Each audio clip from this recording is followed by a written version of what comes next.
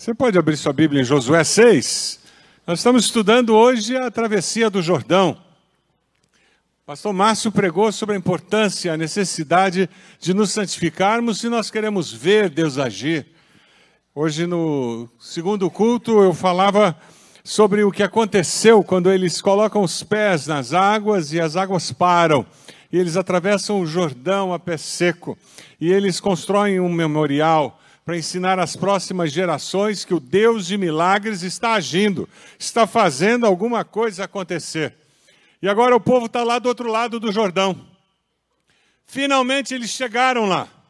O que gerações sonhavam em fazer, chegar na Terra Prometida, a expectativa que eles tinham, agora aconteceu.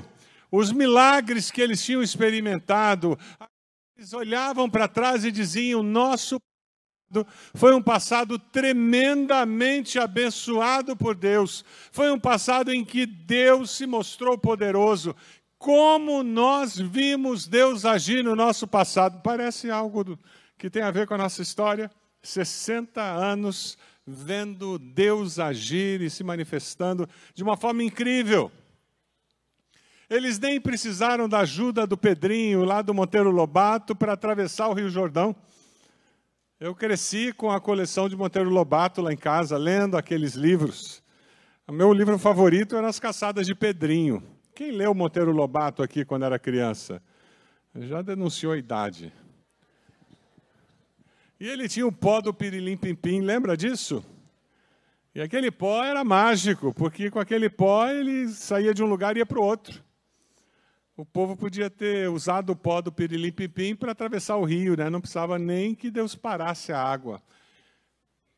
Mas aquele pó faz parte da magia, da literatura.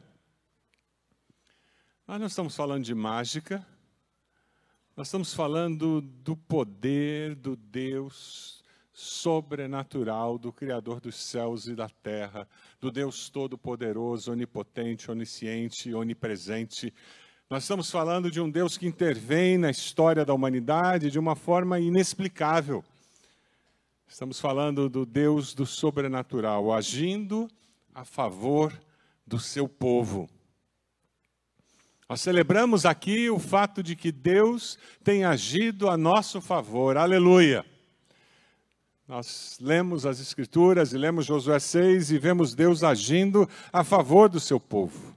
O que é interessante é que quando Josué chega do outro lado do rio, naquele momento em que atravessa o rio, ele tem uma consciência muito clara, como líder chamado por Deus, como alguém que entendia o projeto maior de Deus. Josué entendeu que para servir a Deus era necessário uma visão ampla, sem limites, do que Deus podia fazer.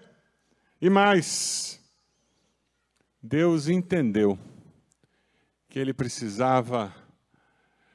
Josué precisava enxergar além da realidade do momento. Josué atravessou o Jordão, mas ele sabia que existia uma terra a ser conquistada. Ele precisava alcançar a cidade de Jericó, que era a maior cidade ali próxima onde ele estava. Ele precisava conquistar o restante da terra. Não bastava ter tido aquelas experiências com Deus ao atravessar o Jordão. Existia muito mais a ser feito no futuro. E ele disse, sim, Deus, com o Senhor é possível ter um futuro vitorioso e cheio de bênção. Você acredita que o seu futuro pode ser melhor do que o seu passado? Diga amém. Quem anda com Deus sabe que o melhor ainda está por vir. Porque eu caminho com Deus, que intervém na história da minha vida a cada dia. E quando eu amadureço, quando eu me torno uma pessoa melhor, isso facilita o meu processo de perceber o agir de Deus e permitir que Deus haja a meu favor e haja comigo. Isso faz com que o meu futuro seja melhor que o passado, porque eu estarei caminhando mais perto de Deus. Nós precisamos olhar assim para os nossos sementes.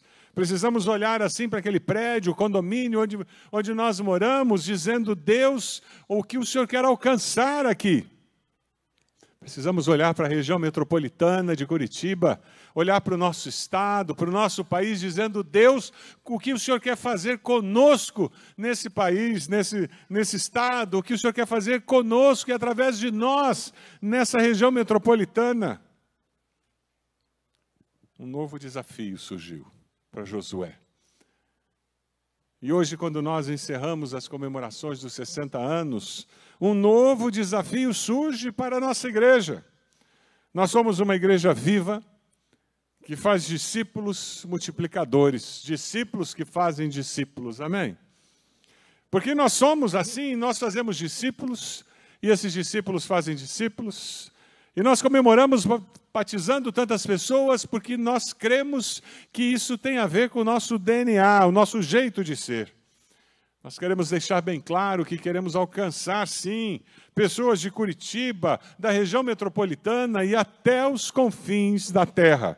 Esse é o desejo do nosso coração. Mas para que isso aconteça, o Deus de milagres tem que agir na nossa vida. E a ação de Deus começa na nossa liderança. Começa nesses que vieram aqui à frente, alcança os que estão liderando pequenos grupos, liderando ministérios em nossa igreja. Veja o que o texto nos fala lá em Josué 6, de 1 a 5. Versículo 1 diz: Jericó estava completamente fechada por causa dos israelitas. Ninguém saía nem entrava. Então o Senhor disse a Josué: saiba que entreguei nas suas mãos Jericó, seu rei e seus homens de guerra. Deus já tinha definido que ia dar a vitória. Deus já entregou promessas para você que mudam a história da sua vida. Eu quero desafiar você a começar a colecionar as promessas de Deus. Anotá-las e colocar na sua secretária, na sua mesa no trabalho. Anotá-las e colocá-las na geladeira da sua cozinha. Colocá-las em cima da mesa da copa onde a sua família almoça. Para que você seja lembrado do fato de que Deus promete e cumpre as suas promessas. Se você foi abençoado com habilidade musical, por favor, transforme essas promessas em música. Se você foi abençoado com habilidade literária, transforme essas promessas em poesia. E nos ensine para que nós também possamos cantá-las, possamos recitá-las. Deuteronômio 34:9 nos diz que Josué, filho de Num, estava cheio do espírito de sabedoria, porque Moisés tinha imposto as suas mãos sobre ele, de modo que os israelitas lhe obedeceram e fizeram o que o Senhor tinha ordenado a Moisés. Quem honra a liderança espiritual, dá honra a Deus, que chamou o líder. Quem honra a liderança espiritual, dá honra a Deus, que chamou o líder. Ah, como é especial ser honrado como líder. Recebi essa semana o desenho de uma menina aqui na igreja. E como aquilo me honrou, como aquilo fez bem ao meu coração. Dá para mostrar o slide com o desenho dela? A Lívia. Ela fez uma pintura, um desenho lindo do pastor Roberto. E ela veio toda envergonhada no final do culto me entregar a sua arte. Está lá comigo, guardado. Ela estava honrando o pastor dela. Às vezes recebo uma mensagem com um texto, às vezes só uma palavra. Pastor, orei pelo senhor hoje cedo. Quando nós honramos nossos líderes, nós estamos honrando a Deus.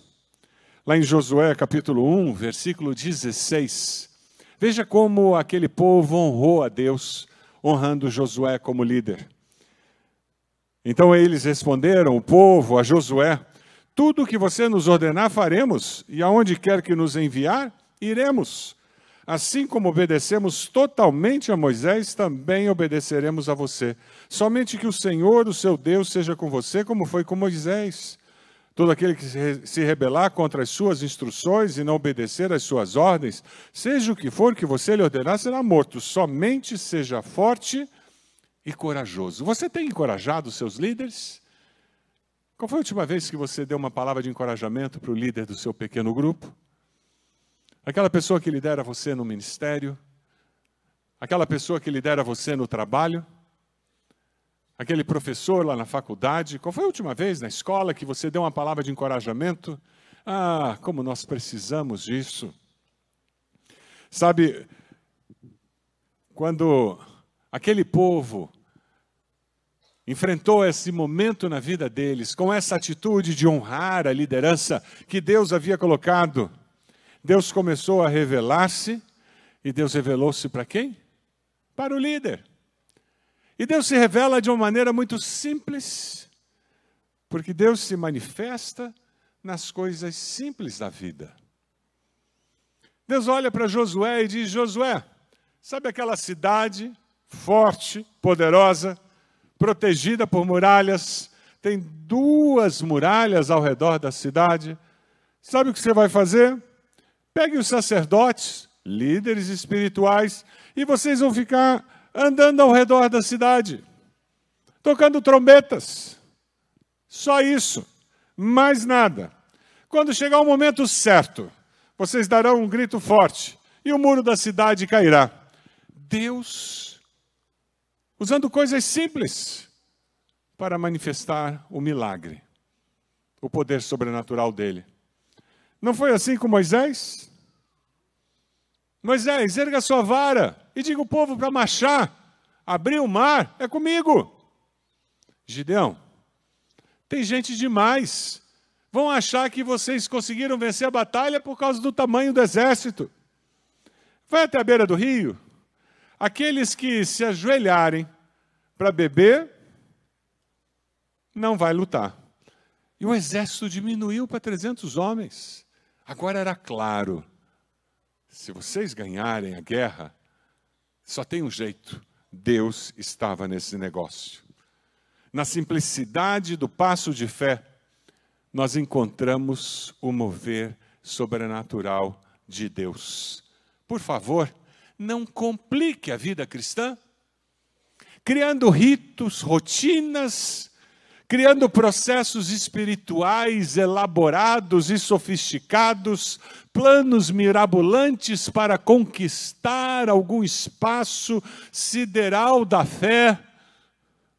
A fé cristã é simples, singela, tão simples que uma criança de 5 anos consegue entender o Evangelho, arrepender-se e confessar Jesus como Salvador. Caminhar com Cristo é tão simples que só demanda um coração arrependido. Porque quem busca, encontra. Quem pede, recebe. É simples. Nós aqui temos mania de tornar sofisticado e criar um sistema religioso, e com isso nós bloqueamos a manifestação do Deus Todo-Poderoso nas nossas vidas e na vida da nossa igreja.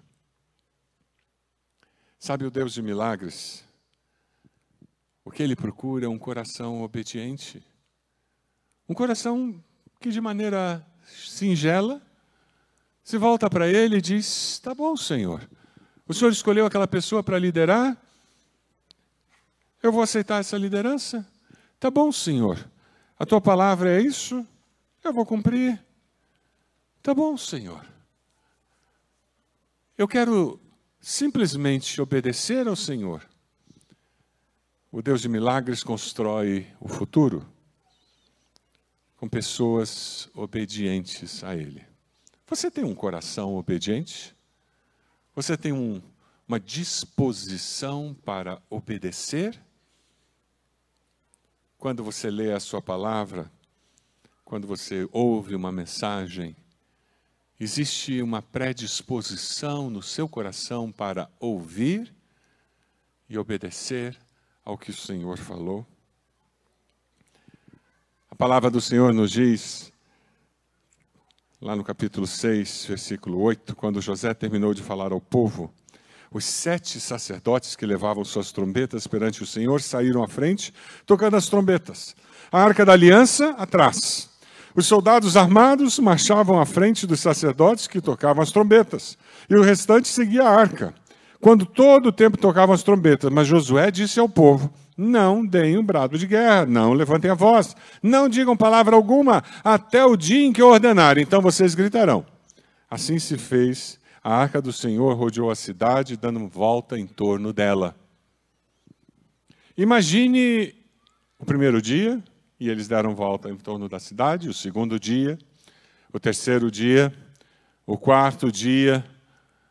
O que você ia fazer no quinto dia? Quando Josué dissesse: vamos lá, gente, vamos de novo, dar volta na cidade. Você iria? Pergunta a pessoa do lado aí, você ia no quinto dia? Pergunta a pessoa do lado. Eu não sei se ela ia não, hein?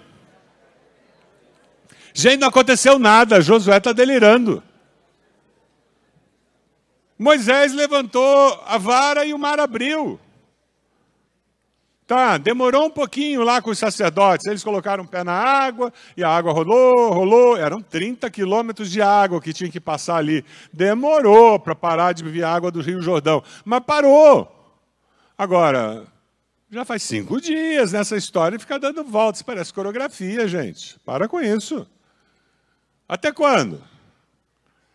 Versículo 15 nos diz que no 7º dia, eles levantaram-se ao romper da manhã e marcharam da mesma maneira 7 vezes ao redor da cidade. Foi apenas nesse dia que rodearam a cidade 7 vezes. Não bastasse ser a 7ª vez que eles iam na cidade andar ao redor dela, Josué ainda disse que tinham que andar 7 vezes ao redor da cidade agora.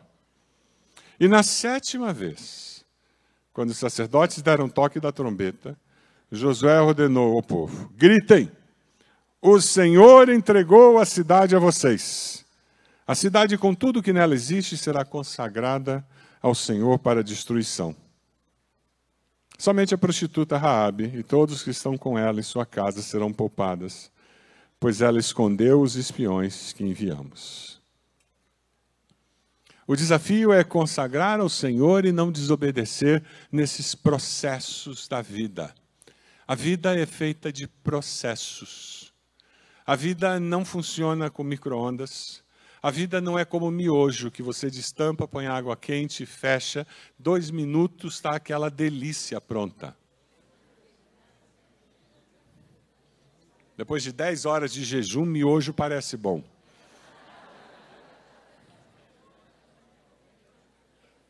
A vida não funciona assim. A nossa vida com Deus é um processo. Nós, seres humanos, fomos feitos para crescer através de processos. As nossas emoções, elas funcionam com processo. Minha filha, para de frescura, terminou um namoro hoje, amanhã já encontra outro, pronto, para de chorar. Não é assim, não diga isso para sua filha adolescente. Para ela, o término do namoro é algo existencial. Conforte, entenda.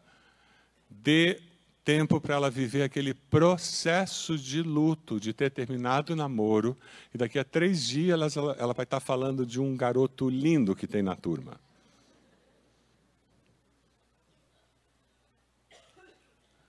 A vida é feita de processos.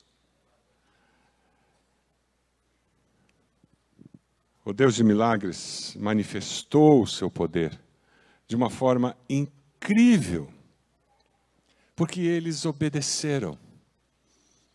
Quem sabe você está descobrindo o pulo do gato, como se diz.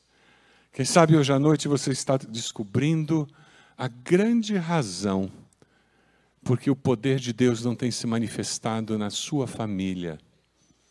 Porque não existe a disposição para obedecer no seu coração. Em tudo, em todos os momentos, em todas as áreas da sua vida.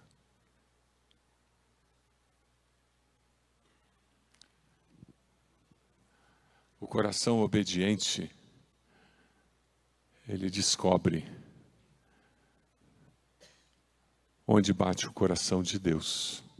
É por isso que o salmista diz: deleita-te, agrada-te do Senhor, e Ele satisfará os desejos do teu coração. Porque quando o meu deleite, a minha alegria, a razão da minha existência é o Senhor, o meu foco de vida, a minha sintonia de vida é o meu Senhor.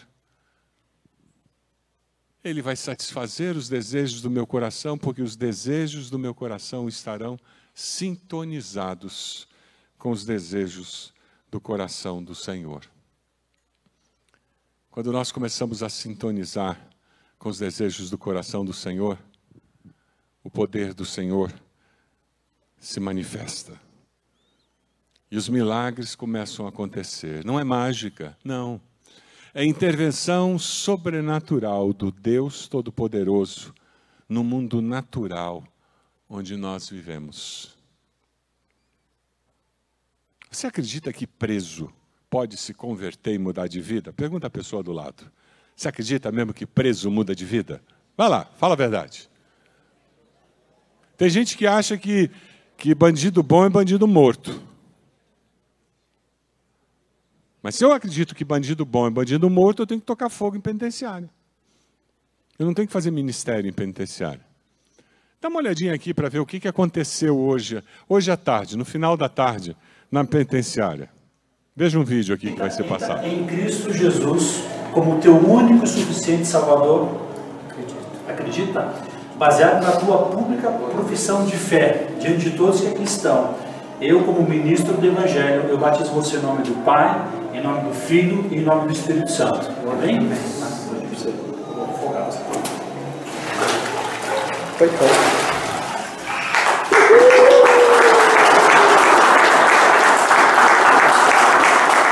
Esse foi o batismo número 70 que nós fizemos no dia de hoje, lá na penitenciária masculina. Amém? Esse é o mais novo membro da Igreja Batista do Bacaxeri. Ele está preso por enquanto, mas está preso na cadeia, mas ele encontrou liberdade em Cristo Jesus. A palavra diz: conhecereis a verdade os libertará. Quem sabe ele vai ser um pastor lá dentro da cadeia e vai pregar o evangelho para os amigos dele. Mas discípulo eu sei que ele vai ser. E o que discípulo da IBB faz? É discípulo que faz? Discípulos. Eu estou curioso para ver quem ele vai levar para Jesus, com quem ele vai começar a fazer sementes. E daqui a pouco nós vamos estar vendo batismos de pessoas que ele levou a conhecer Jesus. Amém? O reino de Deus é assim, não tem barreiras. Deus faz milagres. Isso é milagre, gente. A sociedade não acredita nisso. Mas o povo de Deus acredita, porque nós cremos num Deus que faz milagres. Aleluia. Comemorar 60 anos é comemorar 60 anos de milagres. O povo da mídia fez um resumão de um vídeo comprido que eles fizeram, relatando os 60 anos. Você vai ter acesso, se entrar na nossa página, nas nossas mídias sociais, você tem acesso a esses vídeos maiores. E está muito bem feito, eles foram muito felizes. O pastor Renato liderou a nossa equipe com o pastor Klein e ficou muito legal. Mas eles fizeram um resumão. Dá uma olhadinha nesse resumo e veja quantos milagres na nossa história nós temos. Dê uma olhada. Nossa história começa com um sonho e muita coragem. O sonho de ver uma região da cidade alcançada por Jesus. Uma igreja que pudesse fazer a diferença na sociedade. E a coragem de obedecer ao grande comissionamento de Cristo.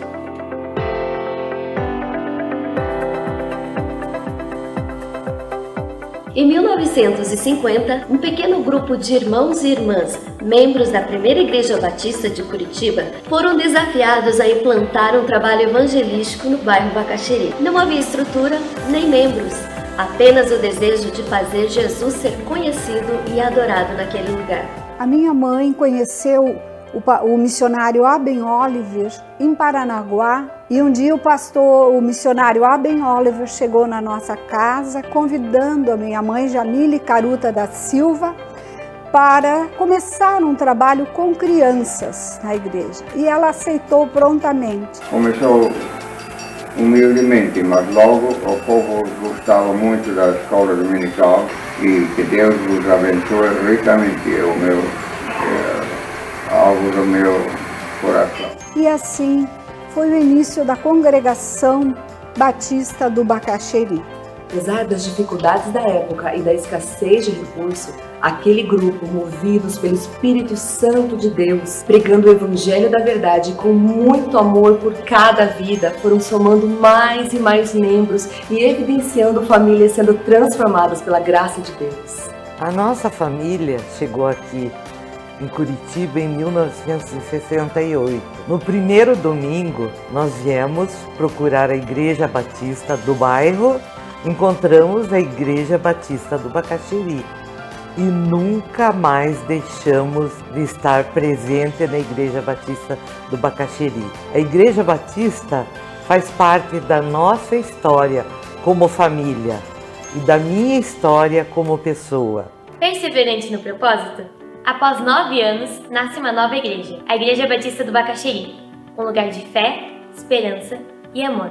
Os pastores e membros deixaram marcas de fidelidade e fé, sempre crendo que Deus poderia fazer coisas grandiosas e extraordinárias. Primeiro eu queria agradecer de coração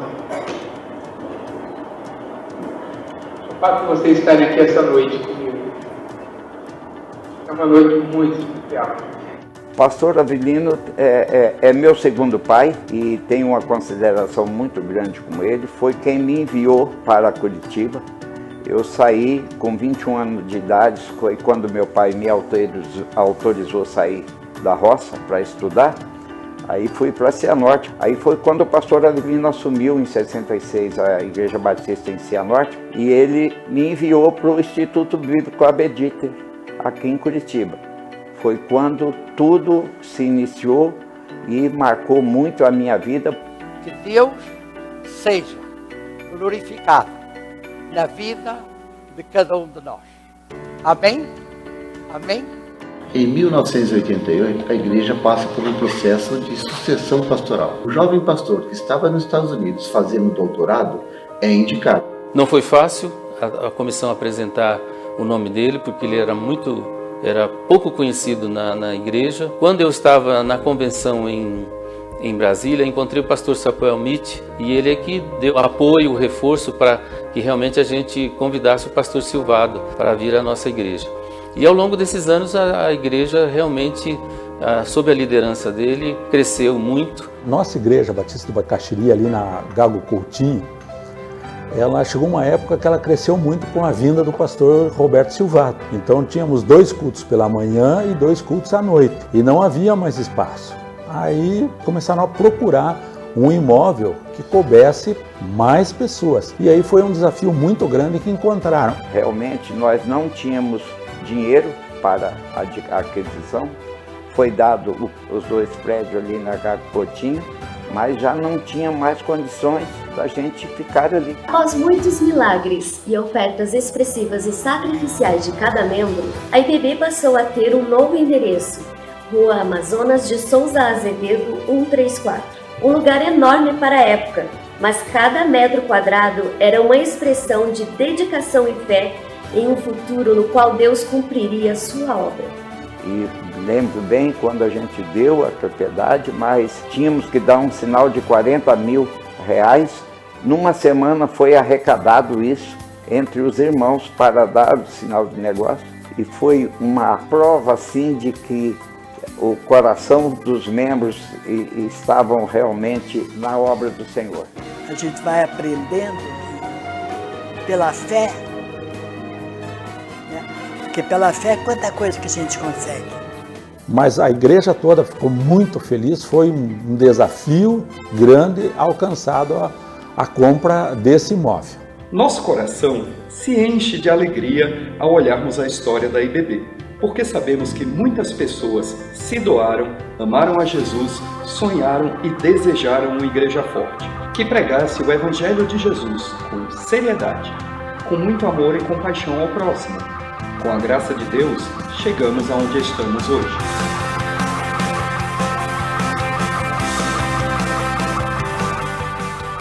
Amém.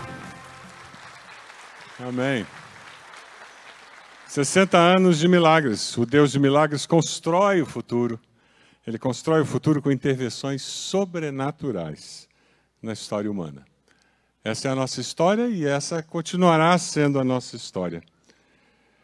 Quando arqueólogos começaram a pesquisar os muros da cidade de Jericó, Jericó tinha 2 muros, o interno e o externo. O interno era um muro que tinha 4 metros de espessura. O externo tinha 2 metros de espessura.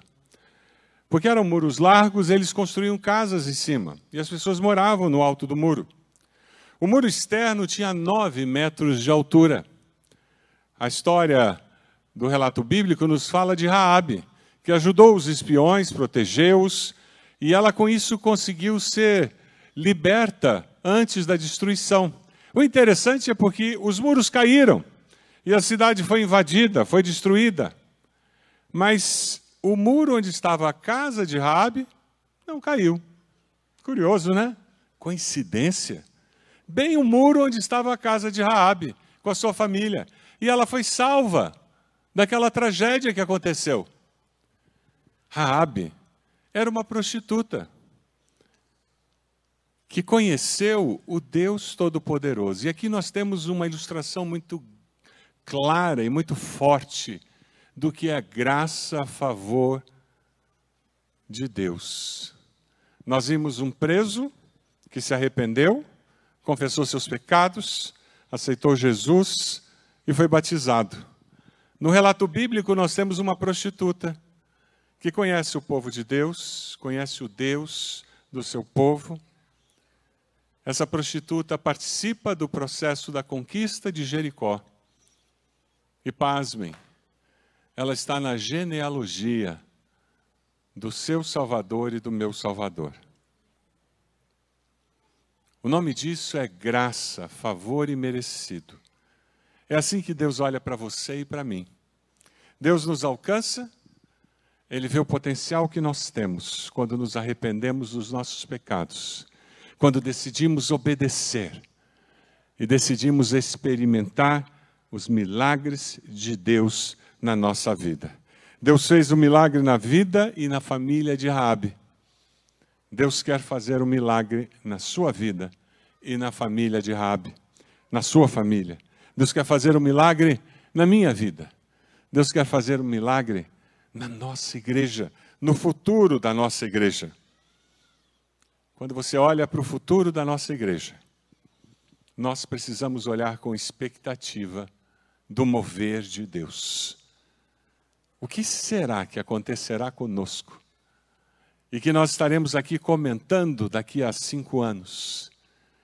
Quais serão as situações que nós teremos vivido daqui a 10 anos que nos levarão a dizer: Deus é incrível, é impressionante o que Deus faz com aquele que se santifica, que obedece e que está disposto a permitir que Deus use a sua vida. Nós somos IBB, uma igreja batista viva. Nós celebramos hoje com certeza de que nós temos uma missão no futuro. Você tem essa certeza? Diga amém. Sim, nós já conquistamos muitas coisas, mas ainda tem muito para fazer em nome de Jesus. Amém? É com essa certeza que nós celebramos. É com essa certeza que nós comemoramos. É com essa certeza que nós dizemos: Maranata, vem Jesus. Nós vamos trabalhar até aquele dia em que Jesus voltará nas nuvens. Mas enquanto Ele não vem, tem muito para fazer. Você pode abaixar sua cabeça? Você está disposto a apoiar a sua liderança em nome de Jesus?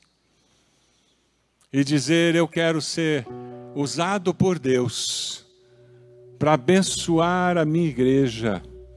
Eu quero ser usado por Deus para abençoar aqueles que Deus colocou como líderes espirituais da minha igreja.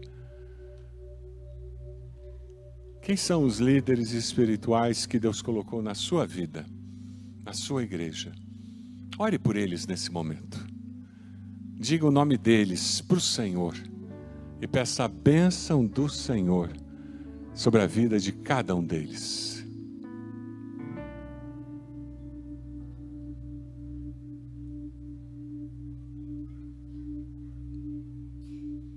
Existe um milagre que você precisa que aconteça na sua vida, na sua família.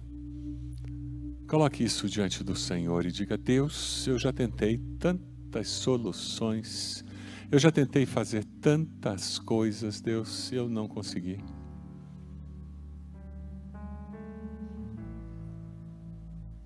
Chegou o momento de você dizer: Deus, está aqui. Essa situação no meu trabalho, na minha vida profissional, no meu relacionamento conjugal, na minha família, com meus filhos, meus pais, lá na escola, na faculdade. Deus está aqui. Faz um milagre, Deus. Eu preciso que o Senhor venha intervir. Eu preciso que o Senhor me surpreenda com o agir do Senhor. Diga para Deus qual o milagre que você precisa. E pela fé, você vai se colocar diante do Senhor. Eu vou pedir que, se você está colocando um pedido de um milagre, se consagrando ao Senhor, que você se ajoelhe aí onde você está. Com esse gesto dizendo: Deus, eu me coloco diante do Senhor, eu me consagro ao Senhor. Eu quero ser um discípulo obediente. Eu quero ver um milagre do Senhor acontecendo na minha vida, na minha família, no meu trabalho, com meus colegas, com alguma pessoa específica. Deus, eu preciso desse milagre. Eu quero sair hoje daqui, Deus, com a promessa de que o Senhor há de fazer um milagre na minha vida. Assim como o Senhor veio intervir na realidade do povo, eles atravessaram o Jordão e muralhas caíram, Deus. Eu quero orar nesse momento pedindo que o Senhor derrube as muralhas. Essas muralhas que me impedem de conquistar a bênção que o Senhor tem para mim. Deus, o Senhor está vendo o teu povo de joelhos, Senhor. O Senhor conhece o anseio de cada coração. Eu peço que o teu Espírito Santo venha ministrar em cada vida nesse momento, como só o Senhor pode ministrar. Ó Deus, revela poder, age com majestade como só o Senhor tem. Atue, Senhor, de uma forma incrível, revelando graça, como só o Senhor pode revelar. Nós vamos dar ao Senhor toda a honra e toda a glória, Senhor, porque só o Senhor merece todo o louvor. Mas com teu Espírito Santo ministra, Senhor, em cada coração. Faz uma obra completa, como só o Senhor pode fazer. Nós oramos assim, no nome precioso do Senhor Jesus. Amém. Amém.